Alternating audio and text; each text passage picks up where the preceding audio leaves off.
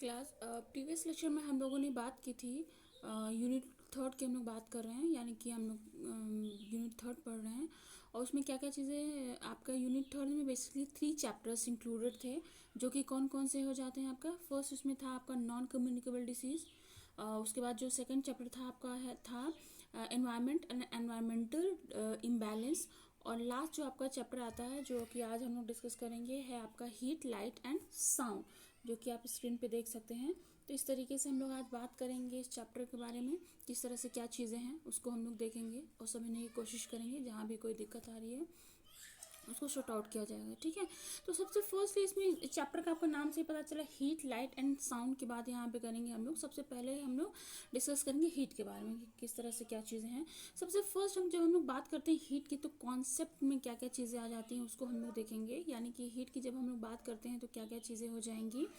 विज्ञान की इस शाखा में कह सकते हैं, या इस ब्रांच में ऊष्मा, ताप तथा उनके प्रभाव का वर्णन किया जाता है, यानी कि इसी के बारे में सारी चीज़ें बताई जाती हैं। अब कह सकते हैं कि जब भी टेम्परेचर किसी सब्सटेंस को मिलता है, या कह सकते हैं कि जो भी द्रव्य होते हैं उनको हीट मिलती है या ऊष्मा मिलती है, तो उनका आयतन बढ़ जाता है, यानी कि उनका वॉल्यूम जो होता है वो इंक्रीज कर जाता है, बढ़ जाता है। इसी गुण का उपयोग करके थर्मानापी जो होते हैं, जो थर्मामापी होते हैं, थर्मामीटर मापने वाले जो चीज़ें होती हैं वो बनाए जाते हैं। ऊष्मा या ऊष्मीय ऊर्जा वो ऊर्जा होती है, या ये कह सकते हैं ऊर्जा का वो रूप होता है जो ताप के कारण होता है। ऊष्मा के अन्य रूपों की तरह ऊष्मा का भी प्रवाह होता है, यानी कि कह सकते हैं कि ऊर्जा के जो अन्य रूप जैसे जिस प्रकार से होते हैं उसी प्रकार से अन्य रूपों की तरह ऊष्मा का भी प्रवाह होता है। प्रवाह यानी कि फ्लो हम कह सकते हैं इस तरीके से। तो ये एक बात हो जाती है।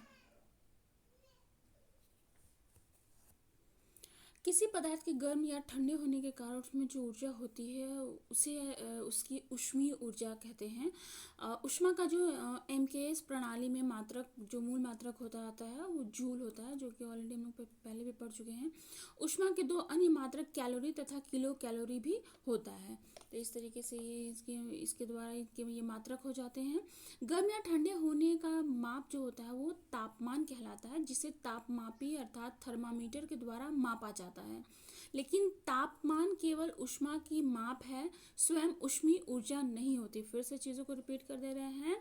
यहाँ पे हम लोग ये कह रहे हैं कि थर्मामीटर के इनको नापने के लिए कई इस तरीके से चीज़ें, यानी कि जो तापमान है वो केवल ऊष्मा की माप है, स्वयं ऊष्मीय ऊर्जा नहीं है। इसको मापने के लिए बहुत सारी प्रणालियाँ या बहुत सारे सिस्टम्स विकसित किए गए हैं या बनाए गए हैं। जैसे कि कौन कौन से कुछ एग्जांपल के तौर पे हम समझ सकते हैं कि सेल्सियस जो होगा, फ़ारेनहाइट है, केल्विन है, इनमें से ये सारी चीज़ें प्रमुख हैं, ठीक है। तो ये एक बात हो जाती है।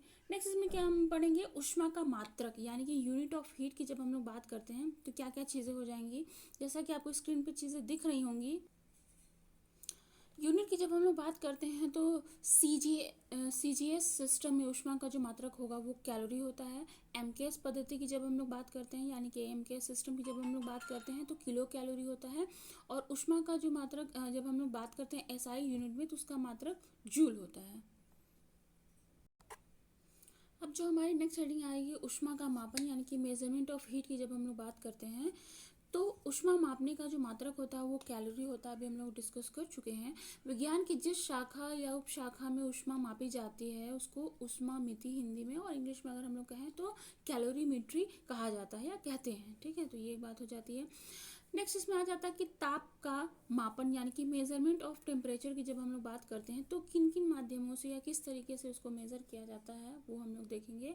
तापमान का मापन कुछ इस तरीके से कुछ चीज़ें हैं जिसके माध्यम से हम कर सकते हैं। कौन कौन सी चीज़ें हो जाएंगी या क्या बात है उसको हम लोग देखेंगे। सबसे फर्स्ट पॉइंट इसमें जो आता है वो है किसी व्यक्ति या वस्तु के तापमान को सेल्सियस या फ़ारेनहाइट में मापते हैं, तो ये चीज़ हो जाती है। सेकंड देखेंगे, यदि सेल्सियस में अधोबिंदु या उधर्व बिंदु के मध्य की दूरी को 100 बराबर भागों में बांटते हैं तो फ़ारेनहाइट में उसी दूरी को 180 बार, यानी कि 180 बार भागों में बांटते हैं, जिसका प्रत्येक भाग जो होता है वो 1 डिग्री फ़ारेनहाइट कहलाता है।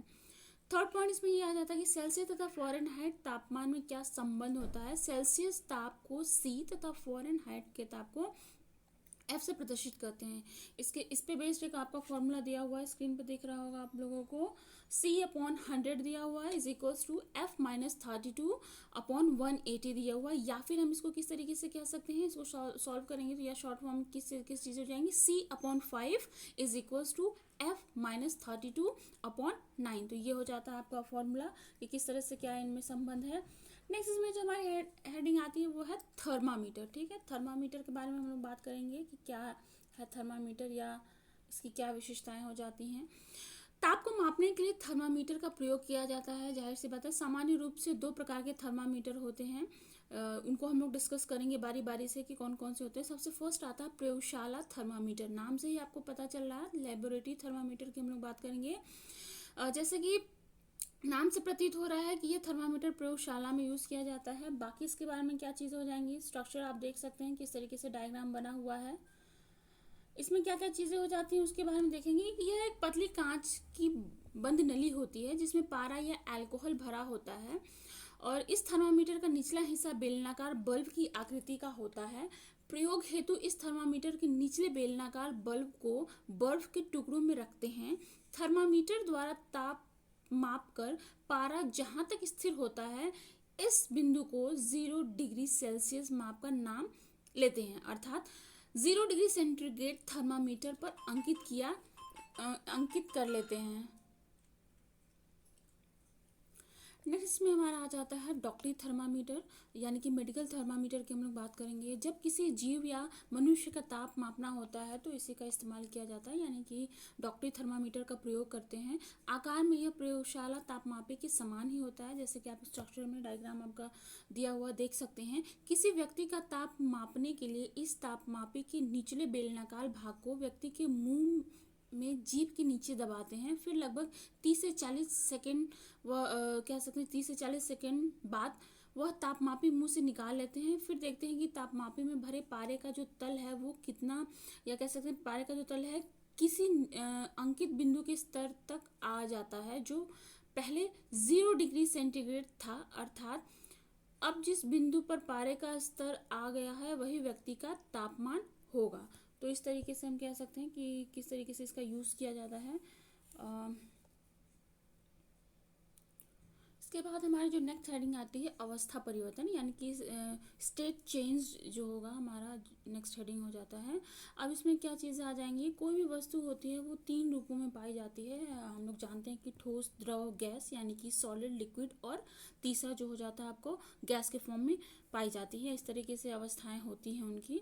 और कई बार क्या होता है कि अवस्थाएं चेंज होती हैं, पदार्थ की अवस्थाओं में परिवर्तन भी होता रहता है। जैसे ठोस से द्रव, द्रव से वाष्प, वाष्प से फिर अगेन हम उस चीज़ को क्या कर सकते हैं, रिवर्स कंडीशन जो आ जाती है। तो इस तरीके से अवस्थाओं में परिवर्तन होता रहता है। इसी तरीके से हम कह सकते हैं कि परिवर्तन होना ही अवस्था परिवर्तन कहलाता है, यानी कि ठोस से द्रव, द्रव से गैस, गैस से ठोस। तो ये जो भी अवस्था परिवर्तन होती है, ये सारी आदि चीज़ें प्रकार से परिवर्तन होना ही अवस्था परिवर्तन कहलाता है। अब इसमें क्या क्या चीज़ें, 2 बहुत इंपॉर्टेंट टर्म्स आ जाते हैं जब भी स्टेट चेंज की हम लोग बात करते हैं, यानी कि अवस्था परिवर्तन की बात करते हैं। या तो जो भी मैटर है वो क्या होगा, ठोस से द्रव होगा या द्रव से गैस होगा, या इस तरीके से चीज़ें चेंज होंगी। ठीक है, तो इसमें 2 पॉइंट आ जाते हैं। आपका फर्स्ट है आपका गलनांक, यानी कि मेल्टिंग पॉइंट। दूसरा हो जाता है आपका क्वथनांक, यानी कि बॉइलिंग पॉइंट। अब ये दोनों टर्म्स क्या हो जाते हैं उसके बारे में हम लोग डिस्कस करेंगे। जैसे कोई भी ठोस चीज़ है या बर्फ है, बर्फ का टुकड़ा जो है वो द्रव में परिवर्तित होता है तो अवस्था परिवर्तन हो जाता है। वैसे जो द्रव है वो भाप के रूप में, वाष्प के रूप में परिवर्तित हो जाता है, ये भी उसका अवस्था परिवर्तन है। तो वो निश्चित या नियत ताप जिस पर ठोस अवस्था जो है वो द्रव में परिवर्तित हो जाती है, वो मेल्टिंग पॉइंट, यानी कि क्या कह सकते हैं, गलनांक कहलाता है। उसी तरह से वो नियत ताप या वो कांस्टेंट टेम्परेचर जिस पर कोई भी वस्तु जो है वो द्रव से वाष्प में परिवर्तित होती है, आपका क्वथनांक यानी कि बॉइलिंग पॉइंट कहलाता है। अब किस तरीके से क्या चीज़ें हैं उसको हम लोग एक बार देख लेंगे। जब बर्फ को कुछ ऊष्मा देने पर वो पिघलने लगती है, अर्थात जब बर्फ पानी में बनने लगती है तो बर्फ से बने पानी का प्रारंभिक ताप जो होता है वो 0 डिग्री सेंटीग्रेड रहता है। यह ताप उस बर्फ का गलनांक यानी कि मेल्टिंग पॉइंट कहलाता है। ठीक उसी तरीके से जब बर्फ पूर्ण रूप से पानी में बदल जाता है तो पानी का तापमान और बढ़ाने पर एक अवस्था ऐसी होती है जब पानी उबलने लगता है, उस समय पानी का तापमान जो होगा वो 100 डिग्री सेंटीग्रेड होता है।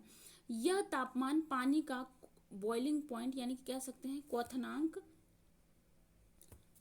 क्वथनांक यानी कह सकते हैं कि बॉइलिंग पॉइंट कहलाता है। इस तापमान के बाद पानी का ताप और अधिक ऊष्मा देने पर नहीं बढ़ता है। ठीक है, तो ये एक बात हो जाती है आपकी। उसके बाद जो हमारा नेक्स्ट हेडिंग आता है, क्वथन और वाष्पन में क्या अंतर है, यानी कि difference between boiling and evaporation की हम लोग बात करेंगे कि क्या क्या दोनों में डिफरेंस है। तो दोनों में डिफरेंस इस तरीके से हम समझ सकते हैं कि कुछ पॉइंट को थ्रू देखेंगे कि किस तरह से क्या दोनों में मेजर डिफरेंसेस हो जाते हैं। तो सबसे फर्स्ट पॉइंट जो आता है क्वथनांक की, जब हम लोग बात करते हैं तो पहले क्वथनांक और फिर वाष्पन की हम लोग बात करेंगे। फर्स्ट पॉइंट आता है आपका क्वथन एक निश्चित ताप पर होता है, यानी कि जो भी क्वथन की प्रक्रिया होती है आपका एक निश्चित एक कांस्टेंट टेम्परेचर पे होता है। जबकि वाष्पन की जब हम लोग बात करते हैं तो वाष्पन के लिए कोई निश्चित ताप नहीं होता है। फिर नेक्स्ट जो पॉइंट हमारा आता है, क्वथन के लिए बाह्य स्रोत से ऊर्जा ली जाती है, जबकि जब हम लोग वाष्पन की बात करते हैं तो इसके लिए बाह्य स्रोत से ऊर्जा की आवश्यकता नहीं होती है। नेक्स्ट पॉइंट इसमें क्या चीज़ आ जाएगी कि यह द्रव के प्रत्येक भाग में होता है क्वथन, जबकि वाष्पन जो हो जाता है यह द्रव के केवल ऊपरी सतह पर होता है।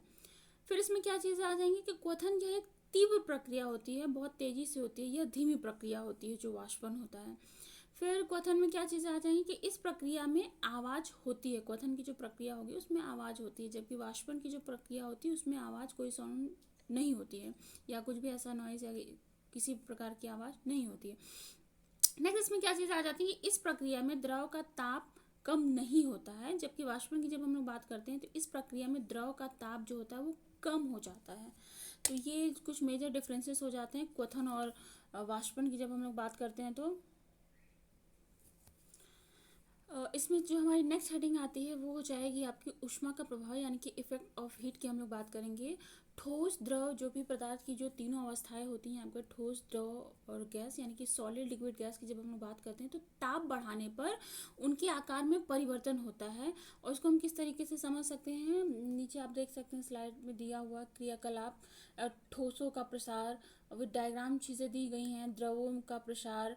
फिर इसमें आ जाता है कि गैसों का प्रकार किस तरीके से होता है, तो उसको हम लोग देखेंगे कि क्या क्या चीज़ें हो जाती हैं। अभी हम लोगों ने बात की कि ठोस, द्रव तथा गैसों का ताप बढ़ाने पर उनके आकार में परिवर्तन होता है। तो किस तरह से क्या चीज़ें दी, जैसे कि फॉर एग्जांपल अगर हम लोग लेंगे तो धातु की एक छोटी गेंद तथा धातु का एक छल्ला लें और ध्यान रखें कि गेंद का व्यास जो है, व्यास यानी कि आपका जो डायमीटर होगा छल्ले के व्यास के से कम होना चाहिए, जिससे कि गेंद छल्ले में डालने पर आसानी से निकल सके। फिर इस गेंद को किसी ऊष्मा स्रोत द्वारा कुछ देर तक गर्म करते हैं। अब इस गेंद को उसी छल्ले में डालते हैं तो हम देखते हैं कि अब यह उस छल्ले में नहीं जा पा रही है। ठीक है, इसे यह सिद्ध होता है कि गर्म करने पर ठोसों का प्रसार होता है, अर्थात गेंद का आकार जो होता है वो बढ़ जाता है। तो इस तरीके से कुछ एग्जाम्पल के थ्रू हम इस तरीके से समझ सकते हैं। वैसे यहाँ पे दूसरा दिया हुआ हमारा द्रवों का प्रसार, कि द्रवों का प्रसार किस तरीके से होता है, तो ये आप देख सकते हैं। फिर लास्टली इसमें दिया है कि गैसों का प्रसार किस तरीके से, क्या चीज़ें दी गई हैं। पहले हम लोग द्रव वाला देख लेंगे। द्रव के प्रसार को ज्ञात करने के लिए कांच की एक परख नली या कह सकते हैं कि जल रंग परख नली स्टैंड या स्प्रिट लैंप लें और सर्वप्रथम किसी बर्तन में पानी तथा रंग डालकर उसे भली भांति घोल लें, जिससे कि पानी पूर्ण रूप से रंगीन हो जाए, यानी कि पूरा फिल होकर कलर्ड हो जाए। इस रंगीन जल से परख नली को पूरा भरें। फिर कांच की पतली परख नली को रबड़ तथा कॉर्क की एक डॉट लगा दें। अब परख नली को इस प्रकार स्टैंड में सेट करें कि परख नली को नीचे से स्प्रिट लैम्प द्वारा गर्म कर सकें। ठीक है, तो इस तरीके से उसको, जैसे आप डायग्राम में देख सकते हैं किस तरीके से उसको परख नली रखेंगे, कलर्ड है और नीचे क्या है, स्प्रिट जल रही है, तो इस तरीके से गर्म हो रहा है। अब क्या चीज़ें हो जाएंगी कि कॉर्क में बने छेद में एक पतली परख नली लगा देते हैं। हम देखते हैं कि इस कांच की नली में रंगीन जल कुछ ऊंचाई तक चढ़ जाता है। जिस स्तर तक यह जल चढ़ता है वहां पर कांच की नली में निशान लगा देते हैं। ठीक है, अब इस परख नली में स्प्रिट लैंप की सहायता से गर्म करते हैं। गर्म करने पर कांच की नली में जल के तल को देखें।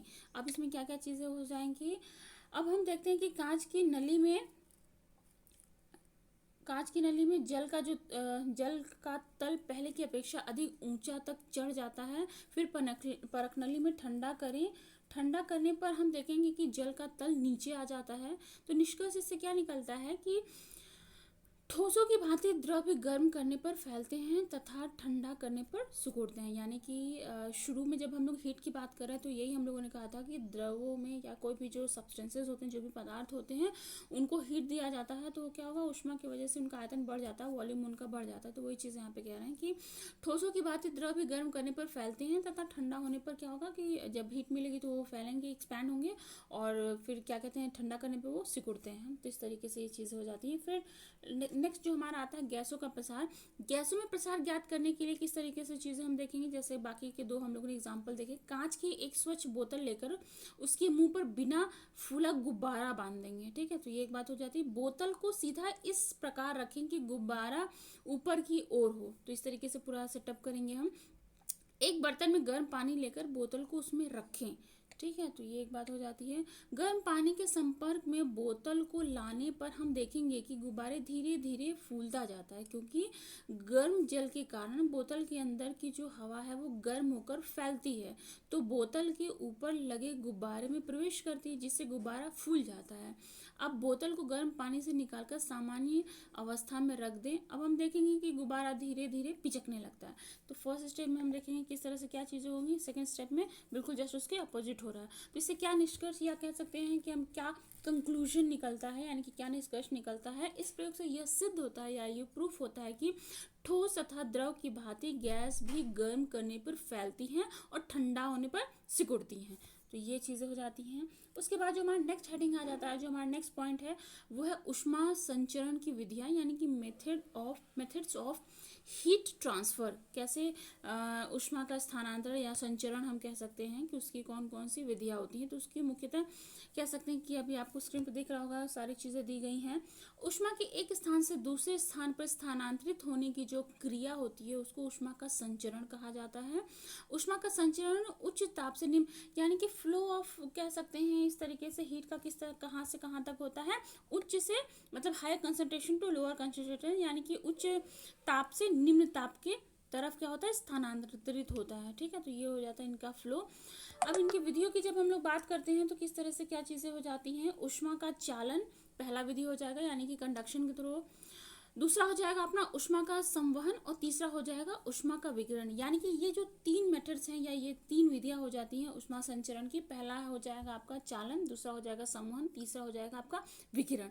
अब इसमें क्या क्या चीज़ें हो जाती हैं उसको देखेंगे विथ एग्जाम्पल, क्या क्या चीज़ें हैं। ऊष्मा का संचरण की जब हम लोग बात करते हैं, यानी कि कंडक्शन ऑफ हीट की जब भी हम लोग बात करते हैं, जिसमें ऊष्मा एक स्थान से दूसरे स्थान तक पदार्थ के कणों के अपने स्थान से बिना हटे ही पहुंच जाती है, ऐसी क्रिया ऊष्मा का चालन कहलाती है। जैसे कि इस प्रक्रिया में माध्यम की आवश्यकता होती है, परंतु ऊष्मा स्थानांतरण के समय माध्यम के कण अपने स्थान से नहीं हटते हैं। कहने का मतलब जैसे कोई भी ठोस चीज़ को अगर हम गर्म करते हैं, या कोई लोहा है या किसी भी चीज़ का है, तो एक तरफ से गर्म होगा तो उसका हीट क्या होगा, पूरा इस तरीके से चीज़ें चल जाती है। लेकिन वो कण जो है एक से दूसरे में स्थानांतरण भरत होगा, यानी कि हायर कंसंट्रेशन टू इस तरीके से चीज़ें होंगी, लेकिन कण जो होंगे वो अपना स्थान नहीं छोड़ेंगे, ठीक है। तो ये एक बात हो जाती है। फिर इसमें क्या चीज़ें जाएंगी कि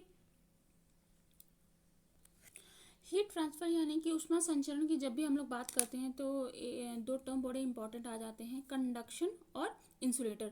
अब क्या चीज़ है, वो सारे सब्सटेंसेस, वो सारे एग्जाम्पल इसके तौर पे आ जाते हैं। जितने भी धातुएं होती हैं वो ऊष्मा के क्या हो जाएंगी, गुड कंडक्टर हो जाती हैं, यानी कि सुचालक होती हैं, उनमें चालन पॉसिबल होता है। जबकि जो लकड़ी होगा, बैकेलाइट होगा, ये सारे कुछ एग्जाम्पल हो जाते हैं जिनमें कि हीट क्या होगा, ट्रांसफर नहीं होता है, और ये ऊष्मा के क्या हो जाते हैं, इंसुलेटर यानी कि कुचालक हो जाते हैं। तो ये एक बात हो जाती है। फिर इसमें देखेंगे हम कि आगे नेक्स्ट इसमें हमारी हेडिंग आ जाती है ऊष्मा का संवहन, यानी कि कन्वेक्शन ऑफ हीट की जब हम लोग बात करते हैं तो ये वो विधि होती है जिसमें पदार्थ की वास्तविक गति द्वारा ऊष्मा का संचरण, यानी कि कह सकते हैं स्थानांतरण होता है। यह तरल व द्रवों में ही संभव होता है। संवहन प्रकृति या प्रणोदित हो सकता है। प्राकृतिक संवहन में क्या होता है कि जनरली गुरुत्व एक महत्वपूर्ण भूमिका निभाता है। इसके अनुसार जब किसी तरल को नीचे से गर्म किया जाता है तो गर्म भाग में प्रसार होता है, फलस्वरूप उसका घनत्व घट जाता है। ठीक है, तो ये एक बात हो जाती है। उत्प्लावन के कारण यह ऊपर उठता है। इस तरीके से चीज़ें गर्म होंगी तो उत्प्लावन के कारण यह ऊपर उठता है तथा ऊपरी शीतल भाग इसे प्रतिस्थापित कर देता है। यह पुनः तप्त होता है, ऊपर उठता है तथा तरल के शीतल भाग द्वारा प्रतिस्थापित होता है। तो ये हो जाता है आपका विधि। देख सकते हैं डायग्राम में किस तरीके से दिया हुआ है, चालन, संवहन, विकिरण विधि। ठीक है, तो ये आपका हो जाता है यहाँ पे। नेक्स्ट जो हमारा इसमें आता है जो कि है ऊष्मा का विकिरण, यानी कि इसमें क्या चीज़ें हो जाती हैं। ऊष्मा का विकिरण की जब हम बात करते हैं तो चालन तथा संवहन को परिवहन माध्यम के रूप में किसी पदार्थ की आवश्यकता होती है। ऊष्मा स्थानांतरण की ये विधियां जो होती निर्वात से पृथक दो वस्तुओं के बीच क्रियाशील नहीं हो सकती हैं, परंतु विशाल दूरी होने पर भी पृथ्वी सूर्य से ऊष्मा प्राप्त कर लेता है तथा पास की आग की उष्णता जो होती है शीघ्र ही अनुभव कर लेता है। यद्यपि वायु अल्प चालक है और इतने कम समय में संवहन धाराओं भी स्थापित नहीं हो पाती। जो थर्ड मेथड हो जाता है हमारा ऊष्मा स्थानांतरण की जो तीसरी विधि हो जाती है, किसी माध्यम की जरूरत नहीं होती है। इस विधि को विकिरण विधि कहते हैं। विद्युत चुंबकीय तरंगों द्वारा इस प्रकार विकिरित ऊर्जा को विकिरण ऊर्जा कहते हैं। विकिरण प्रकाश के वेग जो होता है वो हम किस तरीके से समझ सकते हैं, 3 × 10⁸ मीटर पर सेकेंड से चलती है। ठीक है, तो एग्जाम्पल के तौर पर भी हम लोगों ने देखा कि कैसे सूर्य से पृथ्वी पर ऊष्मा विकिरण के द्वारा पहुंचती है। तो इस तरीके से अभी हम लोग बात कर रहे थे ऊष्मा की, और इसका संचरण किन किन विधियों के द्वारा होता है। सबसे फर्स्ट चालन, संवहन, और तीसरा जो हमारा था जिसके बारे में हम लोगों ने अभी बात की, आपका विकिरण।